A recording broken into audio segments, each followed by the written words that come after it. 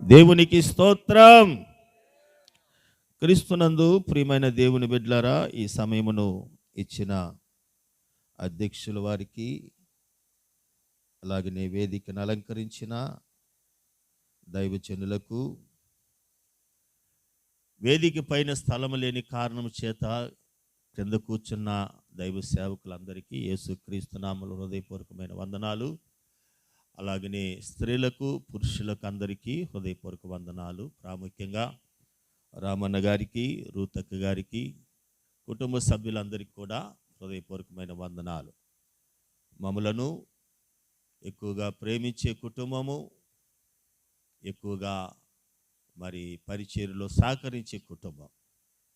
మరి ఈ రోజున మార్టిన్ అలాగనే స్వర్ణ వారిద్దరు కూడా కలిసి మన ప్రాంతంలో పరిచర్య ప్రాంతాల్లో దేవుని సేవను జరిగించటం అనేది గొప్ప సంగతి. గతంలో రామన్న గారికి దేవుడు చేసిన అద్భుత కార్యాన్ని బట్టి కృతజ్ఞత కూడిక ఏర్పాటు చేసినప్పుడు ఆ రోజున రామన్న గారు చెప్పిన సాక్ష్యం కూడా ఏంటిదని అంటే, నా పిల్లలు ఏమి సంపాదిస్తారో, ఏమి మిగిలిస్తారో అన్నది నాకు అక్కర్లేదు, కానీ వారందరూ కూడా దేవుని బిడ్డలుగా దేవుని యొక్క పరిచర్యలో ఉంటే అదే నాకు చాలు అన్న మాట ఆ రోజున ఆ కృతజ్ఞతా స్తోత్ర ఆరాధన కూడికలో చెప్పటం జరిగింది.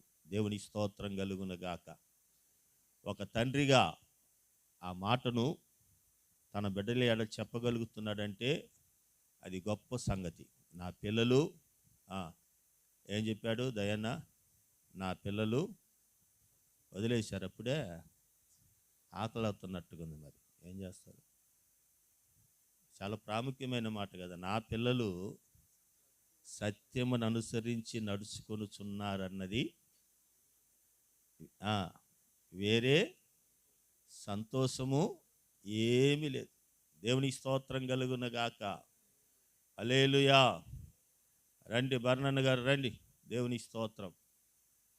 కాబట్టి ఆయన ఆశ, ఆయన ప్రార్థన ఏంటంటే, నా పిల్లలు దేవుని సత్యములో నడుచుకుంటూ దేవుని యొక్క పనిలో ఉంటే చాలు, అదొక్కటే నాకు ఆశ అని చెప్పాడు. దేవుని స్తోత్రం కలుగునుగాక. అలాగనే వారి పిల్లలు, మరి కోడలు కూడా స్వర్ణ, మరి ఆమె కూడా ప్రార్థన ఏంటిదని అంటే, నాకు సేవలో ఉండే ఒక కుటుంబం లేకపోతే భర్త నాకు వస్తే బాగుంటుందని ఆమె కూడా ప్రార్థన చేసినదని విన్నాను. అమ్మ స్వర్ణ మీదమ్మ ఎక్కడుంది? ఆమె ఎక్కడుంది? ఎత్తుకులాడండి, పట్టకరండి. ఎక్కడుండమ్మ? రామ్మా, మీది కదా ఈ ప్రోగ్రామ్. అసలు ఇక్కడ వచ్చి కూర్చోను ఆయన పక్కలో. ఆయన చూడు ఎట్టుండ్రు, కోటు సూటు.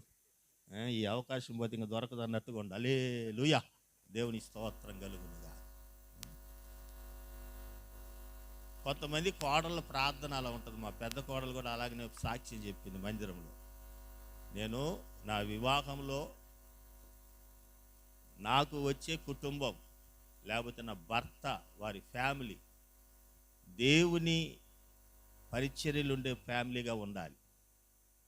నేను వివాహమైన తర్వాత ఏదో పెళ్ళిళ్ళ చుట్టూ, పేరంటాల చుట్టూ, ఆ తర్వాత సావుల చుట్టూ, కరమంత్రాల చుట్టూ, సినిమా థియేటర్ల చుట్టూ తిరిగే కుటుంబాలు కాకుండా, ఉదయం లేస్తే దేవుని పని జరిగే, దేవుని ఆరాధన జరిపించుకునే కుటుంబంగా నాకు కావాలని మా పెద్ద కోడలు కూడా కోరుకున్నదంట. దేవుని స్తోత్రం కలుగును. అలా ప్రార్థన చేస్తే మరి వాళ్ళు ఎవరో మాకు తెలియదు బహుశా, ఎందుకంటే వాళ్ళ కడపక్కళ్ళు. అయినా దేవుని కృపను బట్టి ఈ రోజున ఆమె కూడా మంచిగా దేవుని పరిచర్యలో ఉంది. దేవునికి స్తోత్రం కలుగునుగాక. కాబట్టి ప్రియమైన దేవుని బిడ్డలారా, మంచి స్వరం గాత్రను దేవుడు స్వర్ణకి ఇచ్చాడు. ఆయన వివాహమైన వెంటనే ఆమె చేత పాటలు పాడించి యూట్యూబ్లో పెట్టాడు, ఫేస్బుక్లలో పెట్టాడు. అన్నీ నేను విన్నా. దేవుని స్తోత్రం. అంతా ఇప్పుడు కూడా ఏం చేశారంటే, ప్రయాసపడి మన చెన్నైకి వచ్చి కూడా వారు ఇద్దరు కలిసి సొంతగా ఒక పాట కూడా రచించి స్వరకల్పన చేసి చెన్నైలో రికార్డింగ్ కూడా జరిగింది, కానీ ఫైనల్ మాస్టర్ వర్క్ జరగలేదు. పంపించాడా? పంపించాడు. అంటే రఫ్ ట్రాక్ మాత్రమే, ఫైనల్ ట్రాక్ కాదు. ఆ తర్వాత వీడియో ట్రాక్ కూడా యూట్యూబ్లో వస్తుంది. మరి ఇద్దరు కూడా చక్కగా పాడగలిగిన గాత్రను దేవుడు వారిద్దరికి ఇచ్చాడు. దేవుని స్తోత్రం కలుగునగాక. మంచిది. ఈ సమయంలో మరి మాకు పెద్ద పాస్టర్ చెప్పిన మాటని నేను అతిక్రమించకుండా ఆయనకి విధేయునయ్యి లోబడి. నవ్వుతారేంటి? అర్థం కాలేదు. ప్రస్తుతానికి ఆయనే మాకు పెద్ద పాస్టర్ కాబట్టి ఆయనకి విధేయునైతేనే ఎన్నించి నేను కరెక్ట్గా పోయి చేరతా చెన్నైకి, లేకపోతే ఎట్టుంటుంది వ్యవహారం. అందుకని చెప్తున్నా. దేవుని స్తోత్రం కలుగునుగా. బైబిల్లో మనము యేసుక్రీస్తు సిలువ మరణ పునరుత్థానాల్ని, గుడ్ ఫ్రైడే లేక శ్రమల దినాలు, లెంట్ డేస్ అని, ఆ తర్వాత గుడ్ ఫ్రైడే శుభ శుక్రవారం నాడు యేసు ప్రభుల వారు సిలువలో పలికిన 7 మాటల ధ్యానం, పునరుత్థానము, ఈస్టర్ పండుగలు, ఇలా అన్ని పండుగలు జరుపుకుంటూ ఉంటాం. శుభ శుక్రవారం రోజు ఏం చేస్తామంటే యేసు క్రీస్తు పలికిన విలువైన అమూల్యమైన చివరి పలుకులు 7 మాటల ధ్యానము ప్రతి సంఘాల్లో కూడా ధ్యానిస్తూ ఉంటారు. నేను అంటాను ప్రియులరా, యేసుక్రీస్తు సిలువలో పలికిన 7 మాటలే కాకుండా ఆయన సిలువ మోసుకుంటూ వెళుతూ ఉన్నప్పుడు అనేక మంది సియోను కుమార్తెలు, యెరూషలేము కుమార్తెలు, తల్లులు ఏం చేశారంటే ఆయనను వెంబడిస్తూ ఆయన పొందుతున్న శ్రమలు, బాధలు చూస్తూ ఆయన ముళ్ళ కిరీటాన్ని, ఆయన ముఖమంతా కూడా రక్తసిక్తంగా మారిపోవటము, మోయలేనంత సిలువమాన ఆయన మోసుకుంటూ వెళుతూ ఉంటే మోయలేక ముమ్మారు బోర్లో పడిపోయాడు. ఏమాత్రము కనికరము చూపకుండా రోమా సైనికులు ఆయన నానా ఇబ్బందులు పెడుతూ ఆయన వెళుతూ ఉంటే ఈ స్త్రీలందరూ కూడా, యెరూషలేము కుమార్తెలందరూ కూడా రొమ్ము కొట్టుకుంటూ ఆయన నిమిత్తమై ప్రలాపిస్తూ ఏడుస్తూ వెంబడిస్తూ ఉన్నారు. అలా వెంబడిస్తూ ఉన్నప్పుడు యేసుక్రీస్తు అక్కడ ఒక్క నిమిషం ఆగి తన్ను ఏడుస్తూ ప్రలాపిస్తూ వెంబడిస్తున్న స్త్రీల వైపు చూసి ఒక మాట అన్నాడు. ఏమన్నాడంటే, అమ్మలారా, మీరు నా కొరకు ఏడవకండి, మీ కొరకు, మీ పిల్లల కొరకు ఏడవండి అన్నాడు. మనం ఈ 7 మాటలే గుర్తుపెట్టుకుంటాము. ఆ 7 మాటలు ఆ గుడ్ ఫ్రైడే రోజు మాత్రమే బాగా సమయం ఎంతైనా కానీ ధ్యానము చేస్తాము. కానీ 7 మాటలు మాత్రమే కాకుండా 7 మాటలకు ముందుగా యేసు ప్రభుల వారు చెప్పిన, తల్లులకు చెప్పిన, స్త్రీలకు చెప్పిన అద్భుతమైన మాట, ఎల్లప్పుడూ జ్ఞాపకం ఉంచుకోవాల్సిన మాట. అదే ఏంటిదని అంటే, మీరు నా కొరకు ఏడవకండి. శుభ శుక్రవారం వచ్చేసరికి, గుడ్ ఫ్రైడే వచ్చేసరికి 40 దినాలు ఉపవాసాలుండి ఏడుస్తారు. ఇంకా ఆ శుభ శుక్రవారం రోజు తలకి పైకి స్నానము చేసి ఆ ముఖాలన్నీ సొరకాయ ముఖాల్లాగా పెట్టుకొని, ఇక వాళ్ళు చూస్తుంటే నాకు ఏడుపు వచ్చేటట్టుగా ఉంటుంది. నిజం చెప్తున్నాను. యాక్చువల్గా నేనైతే శుక్రవారం, అన్ని శుక్రవారాలు ఉపవాసం ఉంటా, కానీ శుభ శుక్రవారం రోజు మాత్రం తింటా. నేను ఎప్పుడంతే కొంచెం డిఫరెంట్గా ఉంటుంది నాది. ప్రతి శుక్రవారం ఉపవాసం ఉంటాను, ఉపవాస కూటం ఉంటుంది కాబట్టి. కానీ గుడ్ ఫ్రైడే రోజు మాత్రం తింటా. ఎందుకనంటే యేసు ప్రభు సిలువలో మరణించకపోతే నాకు రక్షణ లేదు. ఆయన సిలువలో బలియాగం అవ్వకపోతే, బలి కాకపోతే నాకు పాప క్షమాపణ లేదు. ఆయన రక్తము కార్చకపోతే, వదకు తేబడిన గొర్రెపిల్లగా ఈ లోకంలోనికి వచ్చి ఆయన రక్తము చిందించకపోతే నా పాపాలు కడగబడేవి కాదు. కాబట్టి యేసుక్రీస్తు సిలువలో మరణించిన దినమే నాకు గొప్ప రక్షణ దినము కాబట్టి, అది సంతోషకరమైన దినము కాబట్టి ఆ రోజు మాత్రం నేను చాలా ఎక్కువ సంతోషిస్తా. భయంకరమైన సంగతి ఏంటంటే, ఈ స్త్రీల వైపు చూస్తే ఆ రోజే యేసు ప్రభు శిలువ మీద ఉన్నట్లుగా ఉంటారు వాళ్ళు. ఆ రోజే యేసు ప్రభు శిలువలో వేలాడుతున్నట్టు వాళ్ళ ముఖ కవలికలు ఉంటాయి.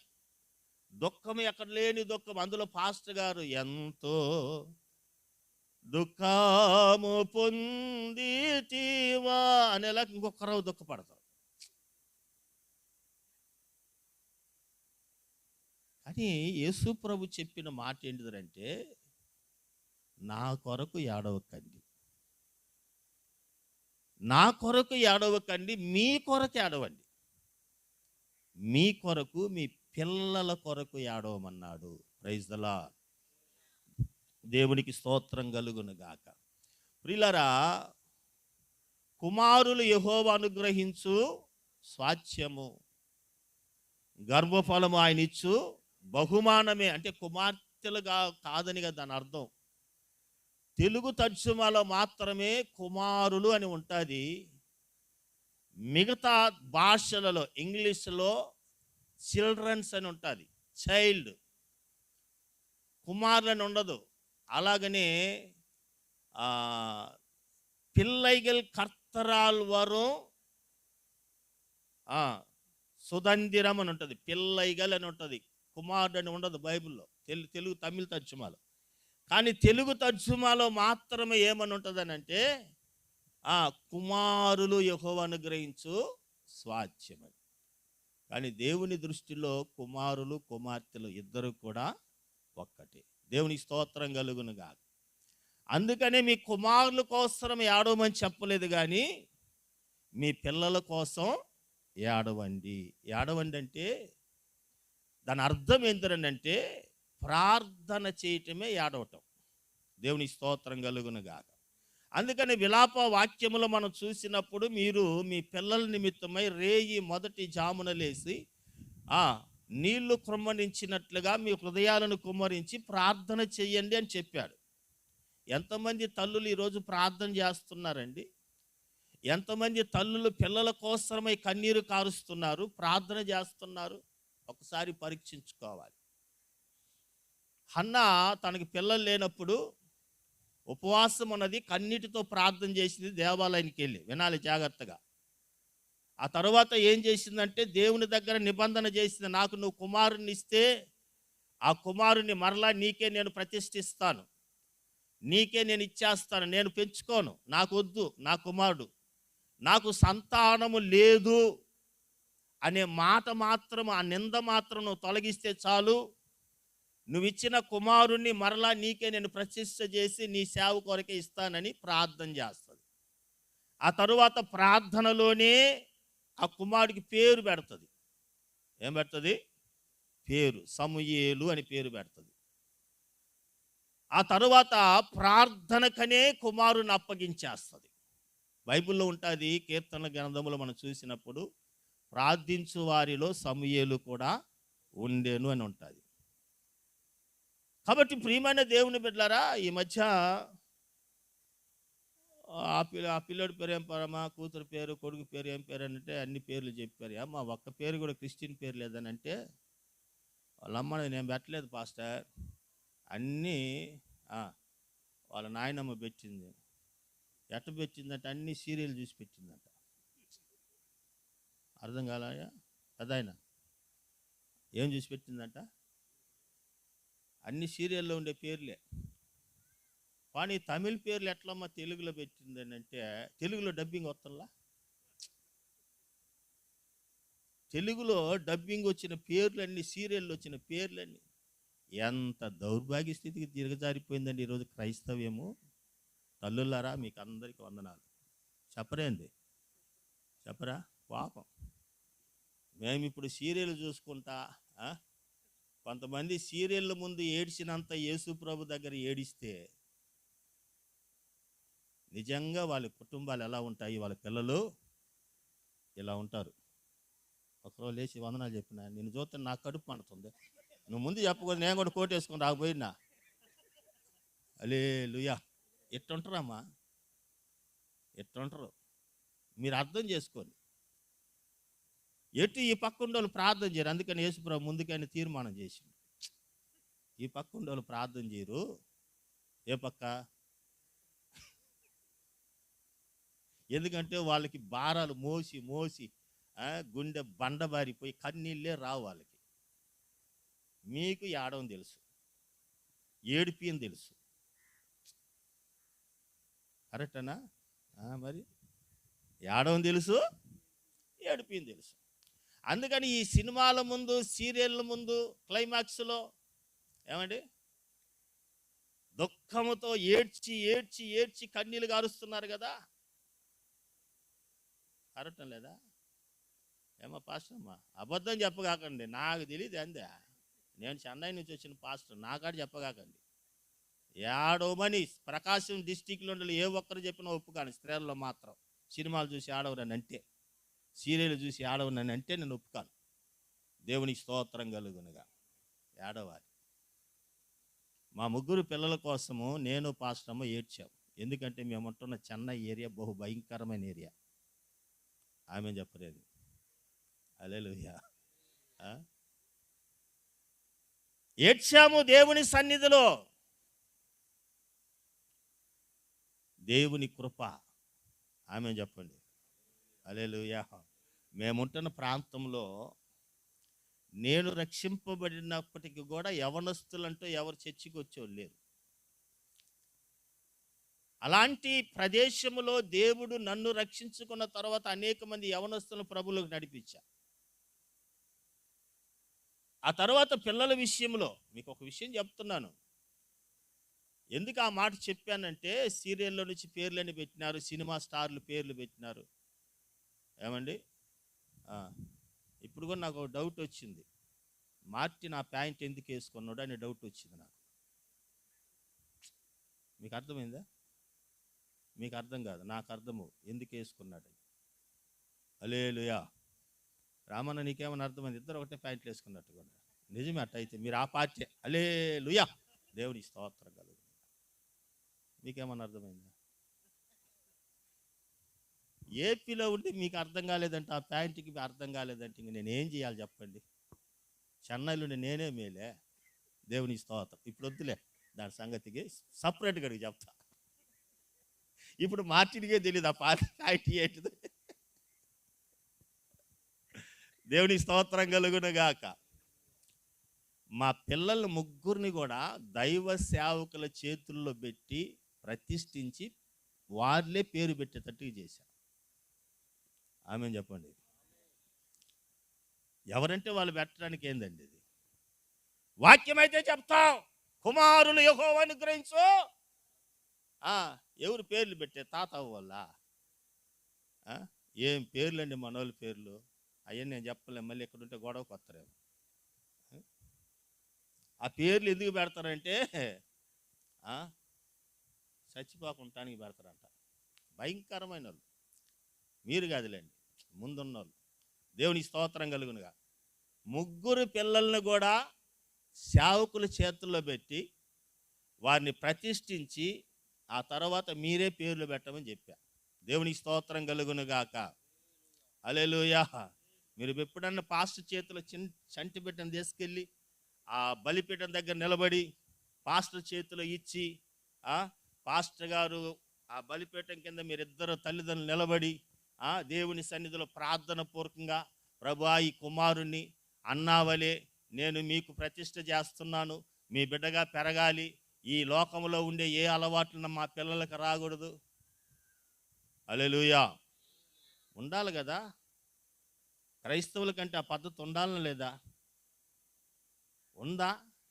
పాస్టర్లు చెప్పాలి, ఉందా ఇప్పుడు ఆ పద్ధతి? లేదు.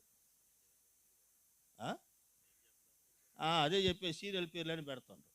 దేవుని స్తోత్రం. మంచి పేరు, బంగారు లాంటి పేరు మార్టిన్ కదా, ఆయన పేరు జస్టిన్.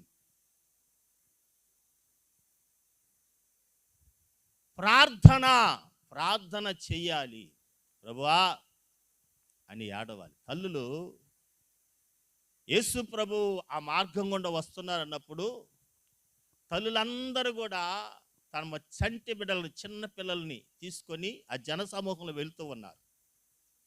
స్త్రీలైతే శిష్యులైతే గద్దిస్తూ ఉన్నారు. అయినా ఈ తల్లులు ప్రయాసపడుతున్నారు. యేసు ప్రభు మా పిల్లలను ముడితే చాలు, యేసు ప్రభు మా పిల్లలు ముడితే చాలు, మా పిల్లలు ధన్యులవుతారు, మా పిల్లలు దీవించబడతారు, మా పిల్లలు గొప్పవారు అవుతారని ఎంత ప్రయాసపడుతూ వస్తున్నారు. అప్పుడు శిష్యులను గద్దించి యేసు ప్రభు ఆ పిల్లల్ని తన చేతుల్లోనికి తీసుకున్నాడు. హల్లెలూయా. వారి తల మీద చేతులుంచి ప్రార్థించి వారిని దీవించాడు, ఆశీర్వదించాడు. ఎంత గొప్ప ఆసక్తి అండి తల్లిదండ్రులకు. Praise the lord. గట్టిగా చెప్పాలి. తల్లులారా, మీ ప్రాణమున్నంత వరకు యేసు ప్రభు చెప్పిన ఈ మాటని మర్చిపోవద్దండి. మీ కొరకే ఆడవండి, మీ పిల్లల కొరకే ఆడవండి, మీ భర్త రక్షణ కొరకు ఆడవండి. దేవుని చేతిలో నీవు, నీ కుటుంబం. అందుకనే దావీదు మహారాజుని గొర్రెలు కాసుకుంటోని దేవుడు ఏం చేశాడంటే దీవించి సింహాసనాసీనుడిగా చేసినప్పుడు దావీదు మహారాజు అంటాడు, ప్రభువా, ఇంతగా నన్ను హెచ్చించుటకు నేను, నా కుటుంబము ఏ పాటిది? కాబట్టి నిత్యము నీ సన్నిధిలో నా కుటుంబము దీవించబడినట్లుగా దాన్ని దీవించమంటాడు. గట్టిగా హల్లెలూయా చెప్పండి. ఏమని ప్రార్థన చేస్తున్నాడండి? ఇంతగా నన్ను హెచ్చించావు, ఇంతగా నన్ను దీవించావు, ఇంతగా నన్ను గొప్ప చేసినావు, గొర్రెలు కాసుకుంటూనే తీసుకొచ్చి, బర్రెలు కాసుకుంటూనే తీసుకొచ్చి ఇంతగా నన్ను హెచ్చించి దీవించావు గనుక నేను మర్చిపోయి గర్వించకుండా నీ సన్నిధిలో తగ్గించుకుంటున్నాను. వీటిని బట్టి, ఈ వైభవాన్ని బట్టి నిన్ను మర్చిపోకుండా నేను, నా పిల్లలు, నా ఇంటి వారు అందరూ కూడా ఎక్కడుండాలంటే నీ సన్నిధిలో ఉండి దీవించబడాలి. అలా ఆశీర్వదించయ్యా అన్నాడు. Praise the lord. ఏబు ఒక గొప్ప ఐశ్వర్యవంతుడు, నీతిమంతుడు, యథార్థవంతుడు. ఊజు దేశములను అంత భక్తి కలిగిన వాడు లేడు, అంత ఐశ్వర్యవంతుడు. అయినా కానీ అరుణోదయం లేచి తన పిల్లల కోసము బలులు చెల్లించి వారిని పరిశుద్ధపరిచి వారిని దేవుని బిడ్డలుగా పెంచుటలో ఎంతో శ్రద్ధ తీసుకున్నాడు. దేవుని స్తోత్రం కలుగునుగా. ఈ మధ్య ఒక వాక్యాన్ని ధ్యానం చేసి చెప్తున్నాను సంఘంలో. ఏంటి ఆ వాక్యం అంటే 42వ కీర్తన ఉంటుంది. దుప్పి నీటి వాగుల కొరకు ఆశపడినట్లు ప్రభువా నా ప్రాణము నీకోసరము ఆశపడుతున్నది. అది తృష్ణ కూడా. చదవండి ఎవరైనా ఒకరు గబగబా త్వరగా. 42వ కీర్తనలో మొదటి నుండి కొన్ని మాటలు.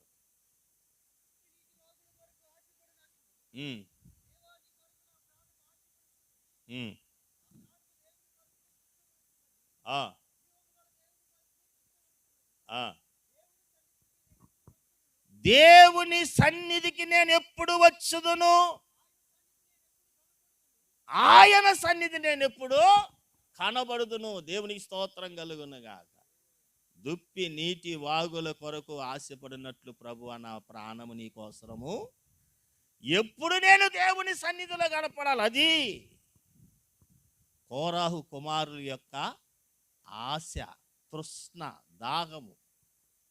ఏమండి, ఒక తల్లిదండ్రులు అంత ఆశ కలిగి ఉంటే ఆ పిల్లలు ఆదివారం అవంగానే ఎక్కడుంటారు? దేవుని మందిరంలో ఉంటారు. ఆమేన్ చెప్పండి. హల్లెలూయా. ఒకప్పుడు మోసే మీద తిరుగుబాటు చేసిన కోరాహు, దాతానుల కుటుంబ సభ్యులు వారు భూమి నెరవిడిచి అందరూ చనిపోతే వారి నుంచి తప్పించుకున్న వారి సంతానము. వీళ్ళ ఆశ ఏంటిదంటే భక్తిహీనులాతో నివసించుట కంటెను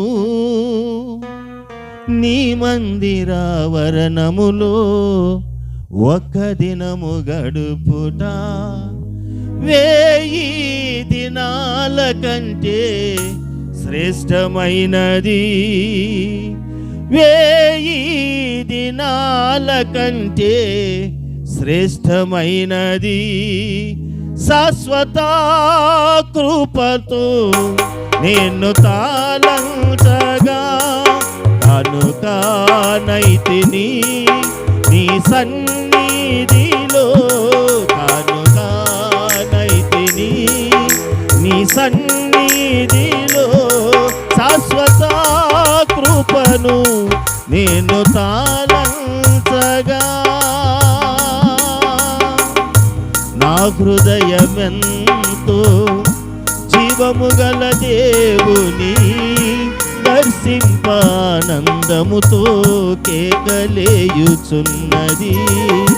నా హృదయమెంతో జీవము గల దేవుని దర్శింపానందముతో కేకలేయుచున్నది.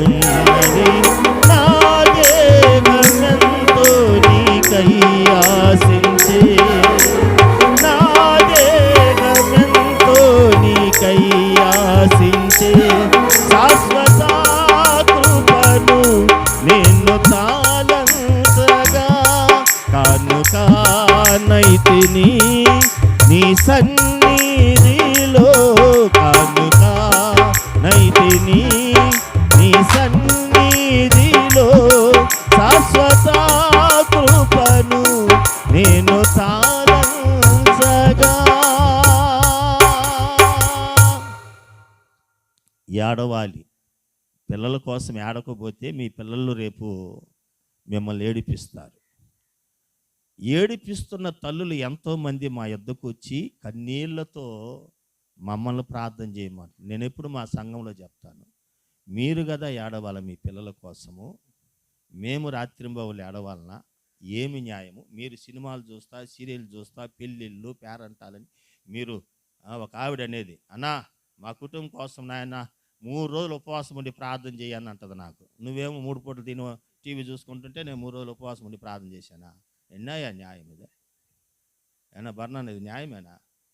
వాళ్ళ పిల్లలు దిక్కు తెలియకుండా ఉంటే వాళ్ళేమో 3 పూటలు తిని అన్నీ చూసుకుంటుంటారు, మనమేమో ఇంట్లో కూర్చొని చర్చిలో కూర్చొని ఉపవాసం ఉండి 3 రోజులు వాళ్ళే తీర్మానం చేస్తుండే. అది కూడా మీ పిల్లలు విధేయులు కావాలని ప్రార్థన చేయండి. మీ పిల్లలు దేవుని యందు భయభక్తులు కలిగిన వారు ఉండాలని ప్రార్థన చేయండి. మీ పిల్లలు రేపు దేవుని సేవకులుగా మారాలని ప్రార్థన చేయండి. దేవుడి మాటలను దీవించునుగాక.